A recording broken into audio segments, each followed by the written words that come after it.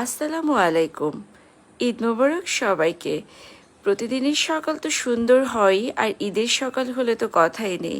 কেন জানি একটু অন্যরকম আমেজ, অন্যরকম সৌন্দর্য, অন্যরকম ভালো লাগা কাজ করে। আর যেহেতু আমরা মুসলমানদের জন্য ঈদুল আজহা খুব বিশেষ একটি দিন। তো বরাবরের মতো অনেক কাজ থাকে, অনেক দায়িত্ব থাকে, তো একটু টেনশন তো থাকেই।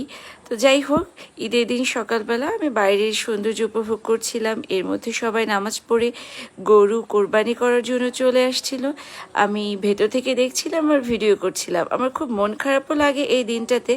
গরুর যে মন খারাপ থাকে, ও কান্না করে, ওর যে একটা উত্তেজনা, ওর ডাক, সব কিছু কেন যেন মনটাকে খুব বিষণ্ণ করে দেয়।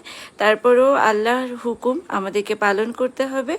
তো শুরু হয়ে গেল আমাদের কোরবানির মাংস কাটাকাটি। আমি কিন্তু মাংস কাটতে ভীষণ পছন্দ করি এবং কাটিও। বিয়ের আগে তো আমরা বোনরা মিলে গোটা গরুটাই মাংস কেটে ফেলতাম। তো যাই হোক, এখন বিয়ের পরে বোনরা সবাই সবার জায়গায় ব্যস্ত, ওইভাবে একসাথে আর হয় না। জানি না আল্লাহ আর কবে একসাথে আমাদেরকে করবে। আল্লাহ যেন খুব তাড়াতাড়ি আমাদের 3 বোনকে একসাথে করে দেন আবার। তো আমার দায়িত্ব তো আছেই, আগেও ছিল, আর এখন একটু বেড়েছে যেহেতু বাকি 2 জন নেই।